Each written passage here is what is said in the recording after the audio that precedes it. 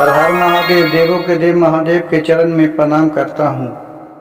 दुर्गा माँ के चरण में प्रणाम करता हूँ। सरस्वती माँ के चरण में प्रणाम करता हूँ। गणेश भगवान के चरण में प्रणाम करता हूँ। गुरु भाई गुरु बहनों के चरणों में प्रणाम करता हूँ। गुरु भाई गुरु बहन, एक एसडीएम साहब अपने सरकारी गाड़ी से अपने पत्नी को ले करके वो बाजार जा रहे थे कि रास्ते में उन्हें एक ठेला मिला जिस पर सब्जी उब्जी बिक रहा था। उस ठेला पर वो जो बिक्री कर रही थी वो एक औरत थी। जाम लगा हुआ था तो उस औरत को देख के एसडीएम साहब अपने गाड़ी को साइड में किए और उस ठेला के ओर चले दिए। जैसे एसडीएम साहब को आते उस ठेला के औरत ने देखा तो अपने एसडीएम साहब के देखते ही वो अपने मुरी नीचे महनेवा लिया और मुंह को अचरज से झाँक लिया। जब तक एसडीएम साहब वहां पहुंच गए और बोले कि तुम हमें देखकर क्यों सर झुका रही है, क्यों छिप रही है, हमने तुझे देख लिया। इतना सुनते ही एसडीएम साहब के बाद उस औरत ने हाथ जोड़ करके गिड़गिड़ाने लगी और रोने लगी। आखिर वह औरत थी कौन? गुरु भाई गुरु बहन, इस कहानी को बीच में छोड़ के नहीं जाइएगा। कहानी बहुत ही दर्द भरा है और इस कहानी से आपको बहुत कुछ सीखने को मिलेगा, इसलिए कृपया इस कहानी को अंत तक सुनिएगा। इस कहानी को हम विस्तार से सुनाने जा रहा हूँ। यह सच्ची घटना पर आधारित है, लेकिन यह कहानी को सुनाने का मतलब ये नहीं कि किसी को भावनाओं को हमें ठेस पहुंचाना है। जिस तरह से समाज में आज वातावरण चाल विचाल हो गया है उसी के ऊपर यह सच्ची घटना पर आधारित है, इसलिए हम इसे नाम नहीं ले सकते हैं, लेकिन इतना तक बता सकते हैं कि यह यूपी की सच्ची घटना घटी हुई है। तो गुरु भाई गुरु बहन, वो लड़की कौन थी जिसके बारे में आपको यह विस्तार से बताते हैं। एक गांव में एक परिवार रहते थे। उसकी एक लड़की थी। लड़की बहुत ही खूबसूरत थी। वो अपने पढ़ने के लिए अपने जाती थी। वह 12वीं की पढ़ाई पढ़ रही थी। आईए पास हो गई थी। लेकिन बहुत सा आजकल लड़का लड़कियां भेजते हैं, पढ़ने जाती है, चाहे उसके अपने रूप पर बहुत ही घमंड हो जाता है, बहुत अकूर हो जाता है। उसी तरह वो लड़की अपने आप को बहुत स्मार्ट समझती थी। वो कहती थी कि मैं तो बहुत रूपवती हूँ, हमारे शादी करूंगी तो वैसे लड़के के साथ जो हमारे योग्य हो, हमारे जैसा रूपवती हो। गुरु भाई गुरु बहन, देखिए आजकल रूप से खाना नहीं मिलता है। खाने के लिए आदमी को कमाना पड़ता है, उसका आचरण देखना पड़ता है। तो कुछ दिन लड़की धीरे धीरे जवान हो गई। अब उसके पिता और भाई उसके सोचे कि अब बच्ची को क्यों शादी कर देते हैं। तो अपने शादी करने के लिए वो वर खोजने के लिए निकले। 6 महीना के बाद उसे शादी का उसके एक लड़का पता चला। लड़का को देखने गए। लड़का इसे पसंद आया। लड़का बहुत सुशील था, सामाजिक था। वह सभी को भेदभाव और सबको इज्जत प्रतिष्ठा करना जानता था। लड़का पढ़ने लिखने में बहुत तेज था। वो सरकारी नौकरी का इंतजार कर रहा था, फार्म भर रहा था कि हो जाए तो कहीं कर लेंगे। वो इतना पढ़ने में था कि उसको अंदर टैलेंट था कि मैं कहूँ न कभी नौकरी जरूर ले लूंगा। ये सब उसके पिताजी और भाई गए, देखे लड़का पसंद आ गया। लेकिन देखिए गुरु भाई गुरु बहन, इसी को कहा जाता है रूप बड़ा या गुण। रूप पर तो लोग मरते हैं, लेकिन रूप खाने के लिए नहीं देता है। जो गुण है वही गुण से आदमी कमाता खाता पीता है। जब हमारे पास गुण है तो सब कुछ है, और रूप है तो रूप से कोई खाने नहीं देता है। इसी तरह इस कहानी बहुत ही दर्द भरे है। वहां से उसके गार्जियन लड़का देख के चले आए। फिर लड़के वाले गार्जियन आए, लड़की को देखे। लड़की खूबसूरत है ये थी, लड़की पसंद पड़ गई। अब इसके बाद फिर बातचीत होने लगा, दोनों को बातचीत हो गया। अब लड़की अपने पिता से बोले, भाई से बोले कि क्या हमारे जैसा लड़का है ना? कहा कि हाँ बेटी, लड़का थोड़ा आपसे तो दब है, लेकिन उसके अंदर टैलेंट बहुत अच्छा है। वो कभी एक वक्त का रोटी के लिए वो नहीं सोचेगा, कहूँ न कहूँ वो कमा खा लेगा। तो लड़की पूछी, पिताजी वो लड़का कर रहा है क्या?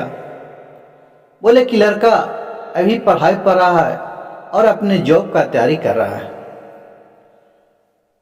इतने सुनकर वो लड़की थी ये नीचे में है मुंह निभा ली, मतलब कि अंदर से उसको पसंद नहीं था इस तरह के।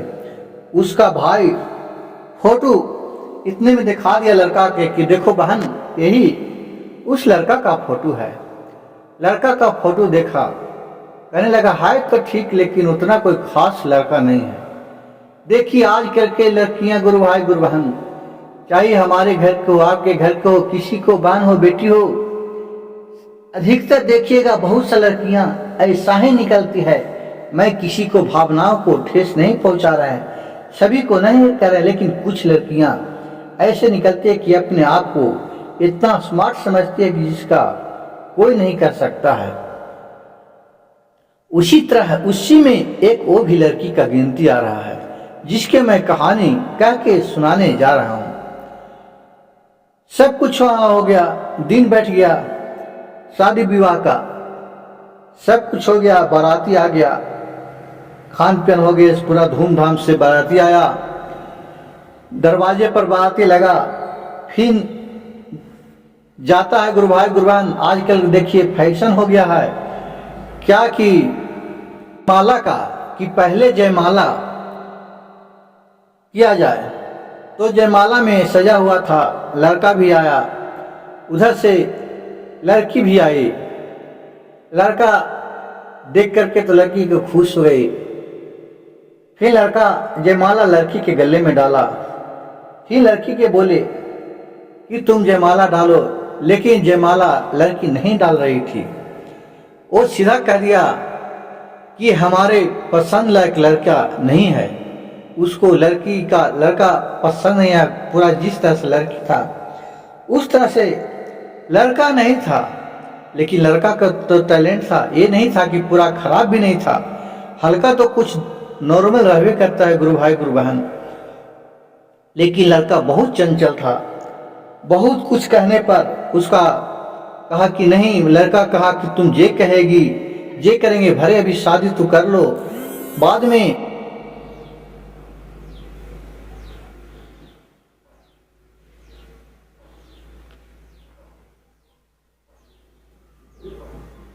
शादी करने से लड़की इनकार करने लगी, कही कि मैं किसी हालत पर नहीं शादी करूंगा, भले मैं मर जाऊंगा लेकिन मैं शादी नहीं करूंगा।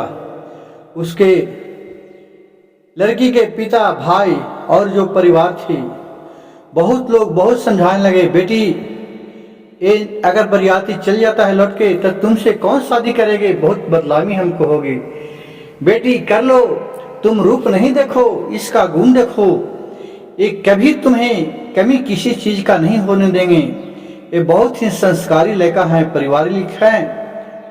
लेकिन लाख कहने पर वो नहीं, लड़की मार रही थी। फिर लड़की के भाई और पिता उनको जबरन करने लगे कि नहीं तुमको शादी करना ही पड़ेगा, दबाव डालने लगे। उतने में और भी वहां के गांव मोहल्ले वाले थे, किसी सब तरह के गुरु भाई गुरु बहन। देखिए कि लड़का एक एक किस्म के नहीं रहता है, बहुत किस्म के वहां आदमी मौजूद थे। कोई थाना में फोन कर दिए, वहां से थाना का पुलिस तुरंत 10 मिनट में आ गया। वहां फोन कर दिया कि इस जगह बरियाती में बहुत लड़ाई हो रहा है। यह सुन के खबर पुलिस आ गया। पुलिस आया, सारी बात को समझा बुझा। फिर लड़की को पुलिस वाले भी समझाए, लेकिन वो लड़का से शादी करने के लिए इनकार कर दिया। कहा कि नहीं, जिस तरह के हम रूपवती हूँ, मैं खूबसूरत हूँ, उस तरह मेरे जोग लड़का नहीं है। मैं लड़का से शादी नहीं कर सकता हूँ, नहीं करूँगा। लाख समझाने पर भी नहीं किया। फिर पुलिस वाले बोले, किसको से शादी एक कानून के अधीन में है, इसका भी कोई हक होता है। अब कानून भी इसे दबाव नहीं बना सकता है, इसे समझा सकता है, लेकिन इसे मजबूर नहीं कर सकते हैं। और फिर पुलिस वाले उस शादी से मना कर दिया कि इस शादी नहीं होना होगा। अब यहाँ तो लड़का के न पिताजी को न लड़का को मुंह दिखावल जा रहा है कि करूं क्या। अब लड़का को रात तो दरवाजे पर बारात आयल वापस हो रहा है। अब फिर लड़की वाला से भी कौन शादी करेगा ऐसा में, जिसके बारात दरवाजे पर से वापस चला गया। फिर वहां से मायूस होकर के बरियाती वापस जा रहे थे तो गुरु भाई गुरु बहन देखिए, हर एक जगह हर एक किस्म का आदमी होता है। उसी गांव में एक गरीब आदमी था, उसका लड़की भी सुशील थी, काम करने में तेज तरार थी और 8वीं 9वीं तक पढ़ी थी। उसके पास इतना सक्षम नहीं था कि वो पढ़ा सकते थे, लेकिन घर का पूरा गृहस्थी खेती बाड़ी भी कर लेती थी। बोलचाल में बहुत सुशील थी। वो भोलेनाथ के सेवक थे। वो हर दिन शिव गुरु के नाम लेते रहती थी। कहती थी, हे प्रभु, हमारे पर परिवार को सुखी संपन्न रखिए। मैं तो गरीब हूँ, लेकिन आप हम पे अपना दुआ बनाए रखिए, अपना आशीर्वाद बरसाए रखिए। वो बेचारी मनाते रहती थी। उसके पिता ये सभी देख रहे थे, उसी गांव के थे। फिर उधर जब वापस लोग जा रहे थे, जाने के पूरा तैयारी हो गया लड़के वाले को, तो लड़के वाले को पिता के बुला के ये बोले कि भाई साहब इधर थोड़ा सुनिए ना, आपसे कुछ काम है। लड़का के पिता इधर आया, कहा भैया कुछ आपसे कहता हूँ, आप मानिएगा, हमसे आरजू मिलती है। कहा कि कहिए ना जो कहना है, अब तो मैं पूरा बर्बाद ही हो गया। अब हमारे पास बच्चा है, कहा हमें तो मुंह भी दिखावल नहीं जाएगा। अब मैं जब वापस बरियाती घर लेकर के गांव जाऊंगा तो गांव वाले हमें क्या कहेगा, हम क्या करूंगा। हमें तो सर ऊपर नहीं किया जा रहा है।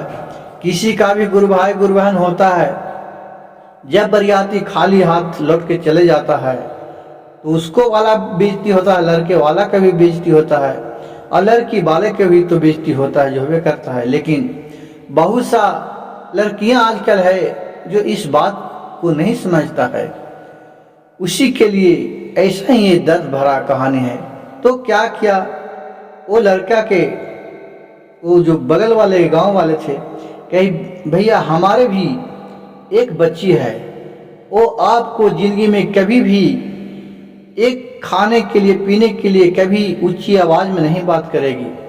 हम आपसे आग्रह करते हैं कि अगर आप हुए तो मैं तो उतना पैसा वाला नहीं हूं कि आपको मैं दान दहेज दे सकता हूं, लेकिन आपका इज्जत बच सकता है। हमारे बच्ची से अगर आप शादी करने के लिए तैयार हो जाएं तो मैं इसी क्षण आपको शादी करवा दूंगा अपनी लड़की से। कहीं ठीक है, एक बार हमें लड़की को देखने दीजिए। उस लड़की को किसी बहाने बुलाए, एक लोटा पानी लेकर के, बेटी एक लोटा पानी तनी पहुंचा दो ना। वो बच्ची जैसी थी, अपना होती शादी विवाह का माहौल है ये था, सब पहनले ओढ़ले थी। वो गई एक लोटा पानी लेकर के अपने पिताजी को दिए और फिर वापस चलाए। लड़का भी देख लिया, लड़का के पिता भी देख लिया, लड़की बहुत ही सुशील थी और ही तो थोड़ा उससे मध्यम, लेकिन बहुत ही उसका चेहरा भी बहुत अच्छा था। कहा कि ठीक है, हम शादी करने के लिए तैयार हैं, कर दीजिए। फट से उसको बुलाया गया, उसी जगह उसे सिंदूर दान करवा दिया गया और साथ ही साथ उसे विदागी मिल गया। अब गुरु भाई गुरुवान अपना लेकर के ये लड़की तो रह गई, अब अपना लेकर के राजा वो लड़का अपने गांव चला गया। वो अपने पढ़ाई में मन लगाने लगा। ये अपने सास ससुर को और सब परिवार को खाना बनाने लगी और अच्छे तरह बर्ताव से रहने लगी। और नित्य दिन वो उठकर सुबह सुबह अपने नहा फीस के खाना बनाती थी। भोलेनाथ को नाम लेते थे, भगवान को एक फोटो थे उसे पैरों गुरु लग के और तभी कोई काम करती थी और कहती थी, हे प्रभु, जिस तरह हमें इनके साथ जुड़े इनका सोचल काम पूरा कीजिएगा। गुरु भाई देखिए कि 5 साल के बाद वही लड़का को एसडीएम में नौकरी लग गया और वो सरकारी एसडीएम बन गए। अब उनकी तो खुशी का कहा जाता है। देखिए भोलेनाथ किस तरह किसे कहाँ देते हैं उसका कोई भी नहीं जानता है। अब इसका तो जिंदगी बल्ले बल्ले हो गया। लेकिन उस लड़की को देखिए, लड़की से तो उस घर में बोला चाली तक उसको नजर उठा के नहीं देखा जाए। लड़की क्या करेगी, फिर अपना पढ़ाई चालू रखे। पढ़ते पढ़ते उसे एक लड़का से धीरे धीरे प्यार हो गया। नजर में नजर उड़ाने लगा। वो बाइक से आते से अच्छा लगता था लड़का भी देखने में। वो धीरे धीरे इस लड़की से मिलने जुलने लगा और फिर दोनों में प्यार बढ़ गया और दोनों शादी के लिए उतावल हो गए। फिर लड़की बोले, पिताजी मैंने एक लड़का देखा है, उससे मैं शादी करना चाहती हूँ। भाई और उसका पिता तो भी उससे कन्हू लड़का खोजने उस दिन से नहीं जाते थे। वो कहे कि जहाँ तुमको बेटी इच्छा हो अपने पसंद से शादी करो, अब मैं कन्हू खोजने नहीं जाऊँगा, भले तुम जिंदगी भर कुमारे रहना, इससे हमें कोई फर्क नहीं पड़ता है। अब हम क्या करेंगे, हम तो जहाँ खोजेंगे जहाँ तो करवे नहीं करेगी। फिर कहा कि ठीक है, जैसी तुम्हारी इच्छा कर लो शादी। फिर उस लड़का के साथ इसे शादी करवा दिया जाता है, दोनों कर लेते हैं। लड़का था वो दारू रूबी पीता था, जुगा वगैरह खेलता था, लेकिन इस लड़की के सामने बहुत सुशील बन के आता था, कुछ न खाता था न पीता था। और फिर शादी करके वो लड़की को वो अपने पास लेके चला गया। कुछ दिन बीता, एक लड़का पैदा लिया। साल भर के बाद फिर साल 1.5 साल और रहा, फिर एक बच्चे पैदा लिया, 2 बच्चे हो गए। अब धीरे धीरे जो ये लड़का था उसका तो लत लगा था, वो तो लत छूटे नहीं। अब 1-2 बार दारू पीकर आया, इसका मुंह धमका। लड़की बोला, काहे जी आप लगते हैं दारू पीते हैं। कहा क्या करूं, मैं थका हुआ हूं, थोड़ा पी लिया, ड्रिंक हो गया दोस्त यार में। लड़की सोची चलो ठीक है, जब कभी हो गया अब तो नहीं पिएंगे। लेकिन धीरे धीरे गुरु भाई गुरु बहन देखिए कि जिसका जो नेचर रहता है वो एक समय सामने आ ही आता है। अब उतना लड़का काम भी नहीं करता था, जुगेरी भी था, दारू भी पीता था। अब धीरे धीरे लड़की को भनक मिल गया। अब उस पर दबाव बनाने लगा अपने पति पर। पति और पत्नी में लड़ाई झगड़ा होने लगा। अब ये बात को ये अपने मैके भी नहीं कह सकती है, क्योंकि अगर यह लड़की मैके कहेगी कि हमारे पति ऐसा है वैसा है, तो मैके वाला भी उसी का भी हो, गुरु भाई गुरु बहन, चाहे हम रहिए आप रहें, कोई भी रहे, कोई भी कहेगा कि तो तू शादी तो अपने मन से की है, तब हमको क्या कहती है, जो करना है करो। इसी डर से वो लड़की अपने नैहर में भी अपने माँ बाप को नहीं कहती है।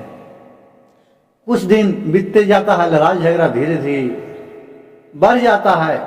अब देख रही है कि इसके चक्कर में मेरे जो लड़के हैं ये दोनों का लाइफ खराब हो जाएगा। अब करूं तो क्या करूं। अब वो अपने प्रण ठानती है कि चलो मैं इससे अब जुदा होकर के रहता हूं, अपने दोनों लड़का को कम से कम लाइफ को सेटलमेंट करूंगा। और वहां से जा कर के वो शहर में एक किराया पर मकान लेते हैं। और फिर कहूँ अपना नौकरी खोती है झाड़ू पोछा का। झाड़ू पोछा का नौकरी मिलता है, धीरे धीरे उसे गुजारा चलने नहीं लगता है। अब करे क्या, अब वो एक ठेला लेती है, ठेला पर सब्जी उब्जी ला करके अब बेचना चालू करती है। वो अपने दरवाजे जहाँ किराया पर लिया था उस जगह थोड़ा बाजार टाइप का था और उसके दरवाजे पर थोड़ा जगह था, तो 2-4 घंटा सब्जी भी बेचते थे और फिर झाड़ू पोछा का काम करती थी। धीरे धीरे पूंजी बन गया, इनका सब्जी का मार्केटिंग अच्छा तो धर लिया। 200-500 रुपया डेली वो कमा लेती थी, जिससे अपना खर्चा गुजारा अच्छा तरीके कर लेती थी। 2 पैसा बैंक बैलेंस भी करने चालू कर दी थी। लेकिन को भी छोटे छोटे थे, अभी पहला दूसरा में पढ़ रही थी। तभी उस एसडीएम साहब का नजर एक दिन जा रहे थे तो उसी लड़की पर पड़ा। वो देख लिए, वो पहचान गए कि वही लड़की है कि जो हमें बराती वापस किया था। वही सोच के वो गए थे उसके पास और बोले, क्या हुआ, तुम यह सब्जी बेच रही हो? फिर वो सारी कहानी एसडीएम साहब कह के सुनाया। एसडीएम साहब बोले कि हमें मालूम था तुम्हें तो शादी हो गया था, लेकिन फिर तू ये सब्जी बेच रही है, ऐसा क्या मुसीबत आ पड़ा? सारी कहानी कह के एसडीएम साहब से लड़की सुना दिया और बोली कि हमें बहुत ही गलती हो गया, मैंने गलती की कि उनका रूप पर मैं मोहित हो गया, कृपया मुझे माफ कर दीजिए। कहा कि हमें किसी भी तरह का आपसे कोई परेशानी और कोई बात नहीं है, सब ऊपर वाला का लिखा होता है, जिसका नसीब में जिससे मिलना रहता है उसी से मिलता है। ठीक है, मैं इसी शहर में पोस्टेड हूँ। मैं अपने पत्नी के साथ बाजार जा रहे थे कि तभी तुम पर नजर पड़ा, मैं तो तुम्हें पहचान लिया, वही सोच समझकर तुम्हारे पास आए थे तनी सर समाचार लेने के लिए।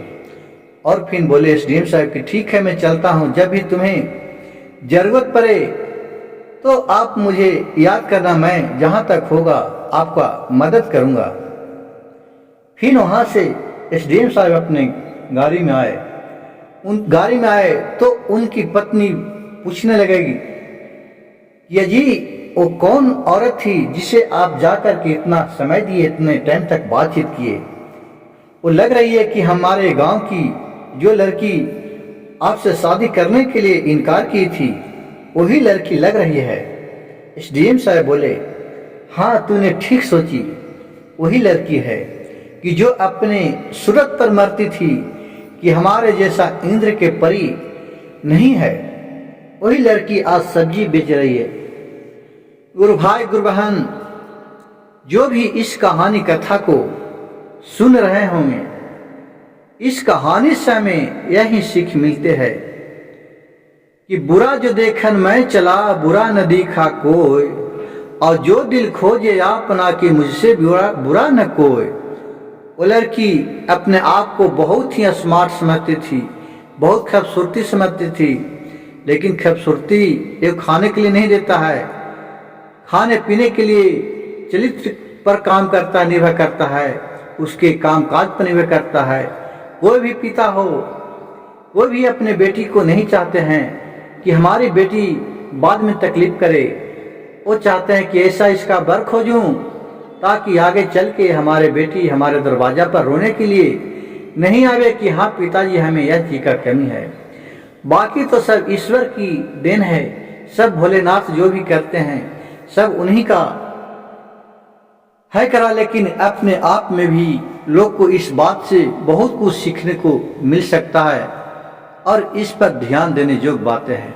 गुरु भाई गुरु बहन, मेरे इस कहानी अगर अच्छा लगे तो कृपया मेरे चैनल को एक लाइक, सब्सक्राइब, शेयर जरूर कीजिएगा ताकि लोगों तक यह ज्ञानवर्धक कहानी पहुंच सके।